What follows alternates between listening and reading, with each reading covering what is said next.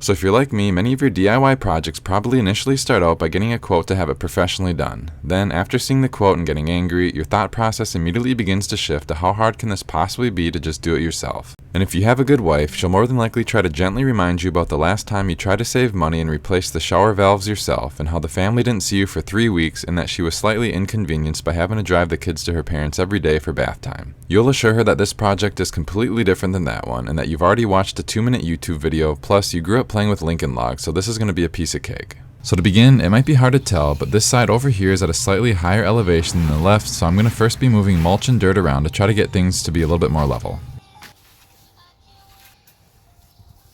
Once everything's looking pretty good to the naked eye, I'm going to start laying down some cheap cement pavers that I got at my local hardware store, and I think each one of these ended up costing about $1.20. Now from here, I'm going to be using a level to make sure things aren't too far off, and I'll be laying down the cement blocks and making minor adjustments as I go around, mapping out what will be the foundation of the deck. And the best advice I can give on this step, at least for these simple ground level decks, is don't stress too much about getting it perfect. Things aren't going to fall apart or look horrible if it's slightly off, so don't spend a ton of time killing yourself over this. So after getting all the pavers down and moving dirt and mulch around to get things decently level, it's time to move on to building the frame. And for this, I got a bunch of ground treated 2x4s, which I'll be securing everything together using some 3-inch deck screws. I'll first be putting the outside together as well as attaching the middle joints as I go along. Once this is complete, I'll go back and add a few more so that there's at least one joint every 16 inches apart.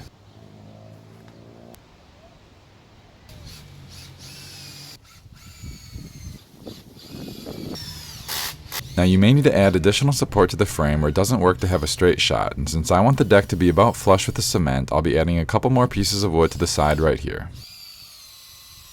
Now before moving on, I want to thank the sponsor of today's video, Aura. So this is me signing up for their free 14-day trial, and during the setup process, one of the many things they do is scan the internet for data brokers that have your personal information. These data brokers then make a fortune selling your information to spammers, scammers, and other entities that want to know more about you. Now, Aura was able to find 30 such instances of my personal information being in the hands of these companies. Then, with one click, Aura sends out a notice to have my information removed from their systems, which they are legally required to do when asked. Their all-in-one platform offers antivirus protection, credit monitoring, credit lock, financial transaction alerts, secure VPN, identity protection, parental controls, 24/7 US-based customer service, and much, much more. I'll leave a link in the description for you to start your own free 14-day trial, so please make sure to check them out. Thank you all so much, and now back to the video.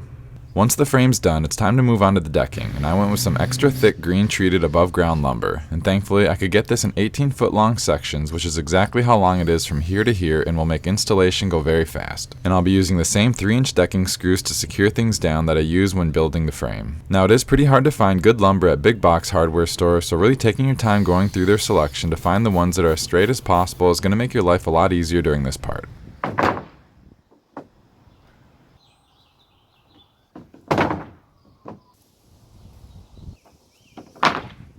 Now if I ever need to cut the wood into smaller sections like I'll be doing for this piece, I'll be using a miter saw that I got a while ago, which has worked out great for things like this. It's nothing fancy, but it's definitely quicker than using a saw.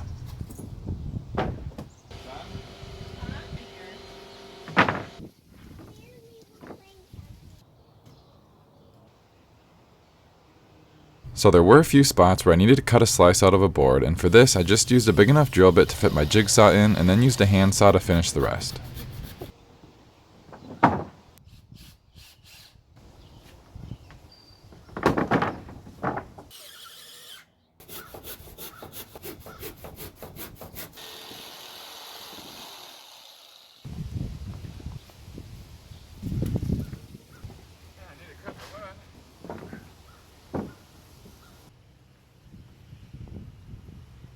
Now I do want to clean up the right side since the wood is at different lengths, so I'll clamp down a guide and use a cheap circular saw to cut off all the ends to get one clean line. And I wasn't quite able to make it past the section where the beam is, so I'll do that part by hand.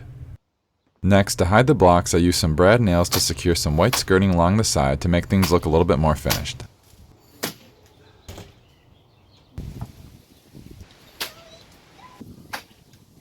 Then I just need to spend a little bit of time cleaning up the extra mulch that's still left on the grass.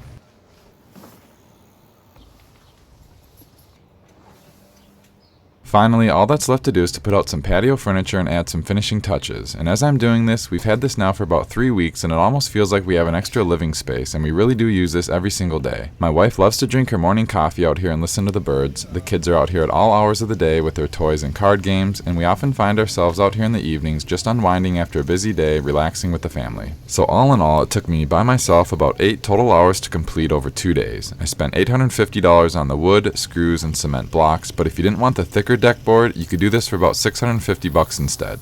I still have to figure out what to do to cover up the gap right here from the difference in elevation, and we'll probably end up staining the deck next year when the wood is completely dried out, but it was for sure a fun weekend project that completely changed the look of our front yard and added a functional space that we can all enjoy. But perhaps the best part is that I can add this project to the very short list of my DIY attempts that I've done that didn't end up turning into a complete nightmare. Thank you all so much for watching, and I'll leave you with a few more final pictures and videos.